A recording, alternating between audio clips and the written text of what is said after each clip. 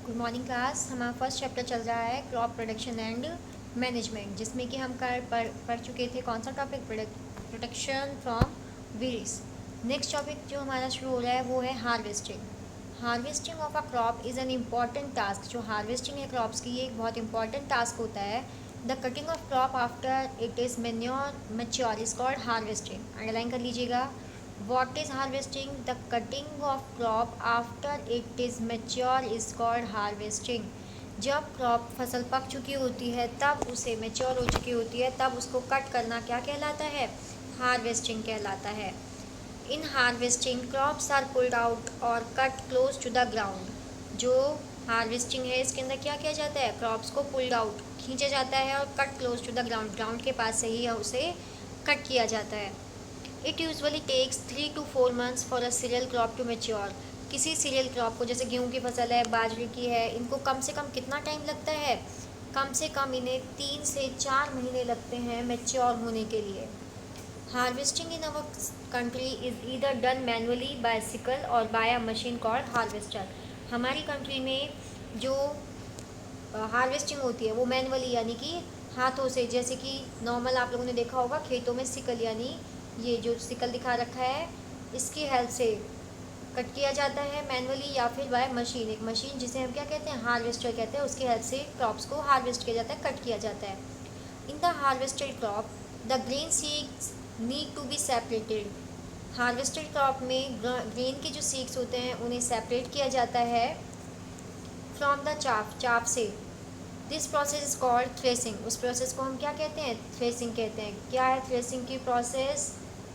Grains को separate करना। Grain seeds need to be separated. Grain के सीड्स को सेपरेट किया जाता है फ्रॉम द चाफ, चाफ से सेपरेट करना, ये क्या कहलाता है? थ्रेसिंग कहलाता है। यानी कि जो फसल है, फसल में से ग्रेन्स को तो अलग निकाल लेना, और चाफ, चाफ यानी कि जो चारा निकलता है, गेहूँ की फसल है, उसको अगर आप उसमें से ग्रेन्स को अलग करोगे तो उसमें से कुछ चारा निकलता है, उस चारे को चाफ बोलते हैं। तो उसको ग्रेन्स से सेपरेट करना क्या कहलाता है? थ्रेसिंग कहलाता है।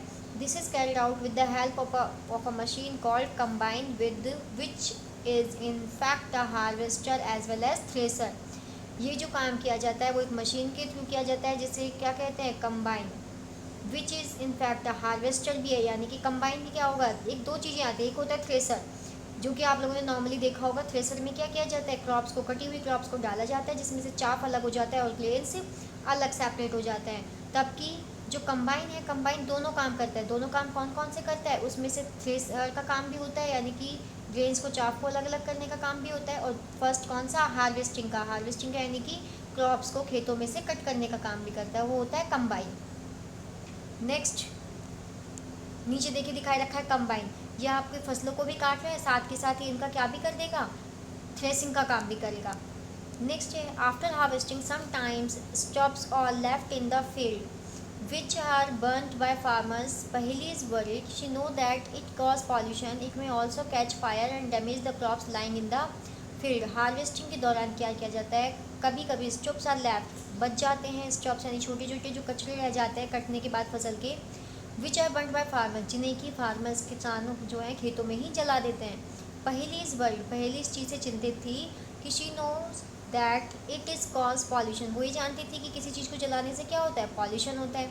It may also catch fire and damage the crops lying in the field, और वो ये भी जानती कि इससे क्या होगा? कैच फायर भी कैच कर सकती है, आग भी लग सकती है, और क्रॉप को नुकसान भी हो सकता है। Farmers with small holding of land do the separation of grain and chaff by winnowing. कुछ फार्मर्स जो कि उनके, जिनके पास में छोटी सी ज़मीन है, वो क्या करते हैं? सेपरेशन करते हैं ग्रेन का और चाफ का बाय विनोविंग, विनोविंग के प्रोसेस से। विनोविंग क्या होती है? विनोविंग आप पढ़ चुके हो, 6th 7th क्लास में पढ़ा चुके हैं विनोविंग आपको, कि एक दूर से एक फ़ैन चला दिया जाता है, और यानी कि हवा का कोई भी सोर्स हो सकता है, एयर आनी चाहिए, और ग्रेन्स को ऊपर से थोड़ी हाइट से नीचे गिराया जाता है धीरे धीरे। तो उसमें से क्या होगा? ग्रेन्स अलग सेपरेट हो जाएंगे, ग्रेन भारी होने की वजह से नीचे ही गिर जाएंगे, और जो चाफ होता है वो हल्का होने की वजह से हवा के साथ दूर जाके गिर जाएगा। उसे हम कहते हैं विनोविंग की प्रोसेस। नेक्स्ट, ये होती है विनोविंग मशीन की, यहाँ से हवा आएगी और आप दूर खड़े होकर क्या कर रहे होंगे? ऊपर से ग्रेन्स को नीचे गिराओगे तो ग्रेन्स तो नीचे गिर जाएंगे और चाफ दूर जाकर गिर जाएगा। Next is harvest festival. After 3 or 4 months of hard work there comes the day of the harvest. 3 से 4 महीने के हार्ड वर्क के बाद में एक दिन आता है जिस दिन फसल को काटा जाता है, हार्वेस्ट किया जाता है। The site of golden field of standing crop laden with grain fills the heart of farmers with joy and a sense of well-being। जब गोल्डन फील्ड यानी सुनहरे खेत दिखाई देते हैं जिसमें कि फसलें खड़ी हैं और उनके ऊपर ग्रेन्स आए हुए हैं, तो जो फार्मर्स है, किसान हैं, उनका जो हार्ट है वो खुशी से फिल हो जाता है, Joy and a sense of wellbeing, और एक वेलबींग सब कुछ अच्छा होने की उम्मीद होती है। The effort of the past season have borne fruit and it is time to relax. जो पहले उन्होंने पास्ट में यानी कि बीते दिनों में जो उन्होंने मेहनत की थी, बॉर्न फ्रूट, उसके फल उन्हें मिल रहे हैं। And it is time to relax, ये जो टाइम है वो उनको रिलैक्स करने का है और इन्जॉय करने का है। The period of harvest is thus of great joy and happiness in all parts of India. जो ये पीरियड है हार्वेस्ट का, ये ग्रेट जॉय, बहुत खुशी देता है और हैप्पीनेस देता है इंडिया के ऑलमोस्ट पार्ट्स में। Man and women celebrate it with great enthusiasm. Man और वुमेन दोनों ही इसे बहुत ही खुशी से क्या करते हैं, सेलिब्रेट करते हैं। Special festival associated with the harvest season are Pongal, Baisakhi, Holi, Diwali, Nabanya and Bihu. ये हमारे यहाँ के इंडिया के हार्वेस्टिंग सीजन के आने वाले फेस्टिवल्स हैं। कौन कौन से हैं? पोंगल, बैसाखी, होली, दिवाली, नबन्या एंड बिहू। ये अलग अलग रीजन्स में अलग अलग नेम से जाने जाते हैं। बैसाखी पंजाब में है, पोंगल, होली, दिवाली, नबानिया और Bihu. Next is storage. Storage of product is an important task. Storage जो है प्रोडक्ट का वो भी एक बहुत इंपॉर्टेंट टास्क है। If the harvested grains are to be kept for long time, अगर हमें हार्वेस्टेड ग्रेन को यानी जो फसल से गेहूँ निकला है या जो भी ग्रेन्स निकले हैं उन्हें हमें लंबे टाइम तक रखना है। They should be safe from moisture, insect, rat and micro organism. तो हमें उन्हें किससे बचाना पड़ता है? मॉइस्चर, नमी से, इंसेक्ट से, रैट से एंड माइक्रो ऑर्गेनिज्म से, यानी उसमें कीड़े नहीं लगे, चूहे नहीं हो और माइक्रो ऑर्गेनिज्म भी नहीं हो। Harvested grains have more moisture. जो कटे हुए ग्रेन्स होते हैं उनमें ग्रेन में क्या होता है? मॉइस्चर होता है, नमी होती है। If freshly harvested grains are stored without drying, या अगर फ्रेशली हार्वेस्टेड यानी जो हमने अभी ग्रेन्स निकाले हैं उन्हें हम डायरेक्टली क्या करते हैं? स्टोर कर दें विदाउट ड्राइंग, उन्हें बिना सुखाए। दी में गेट स्पॉइल्ड और अटैक्ड बाय ऑर्गेनिज्म, तो उन क्या होंगे? वो या तो सड़ जाएंगे या फिर उनमें ऑर्गेनिज्म अटैक कर देंगे। Making them unfit for use और फॉर जर्मिनेशन। वो क्यों अनफिट हो जाएंगे? ना तो उनका यूज़ हम सही से कर पाएंगे, यूज़ के लिए भी अनफिट हैं, और फॉर जर्मिनेशन यानी उन्हें हम सीड के फॉर्म में भी काम में नहीं ले पाएंगे। Hence, before storing them, the grains are properly dried in the sun to reduce the moisture in them.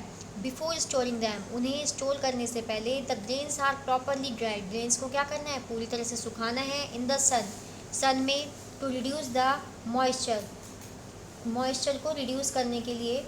This prevents the attack by insect pest. ये क्या करेगा?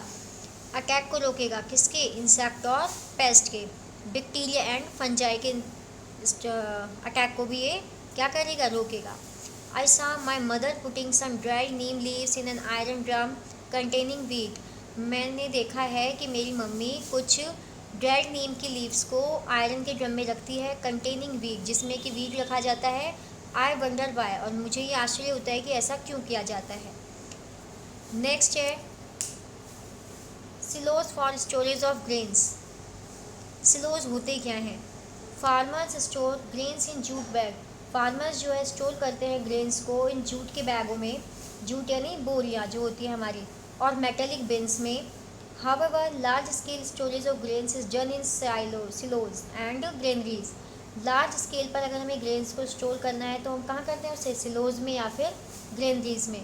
To protect them from pest, उन्हें पेस्ट से बचाने के लिए, like rat and insect, जैसे कि रैट और इंसेक्ट।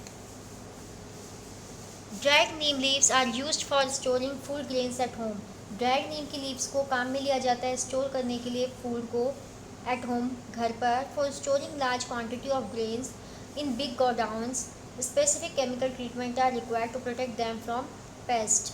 लार्ज क्वांटिटी में ग्रेन्स को अगर हमें बिग गोडाउंस में रखना है तो स्पेसिफिक केमिकल ट्रीटमेंट किया जाता है रिक्वायर्ड टू प्रोटेक्ट देम, वो बचा सके उन्हें from paste and micro organism से।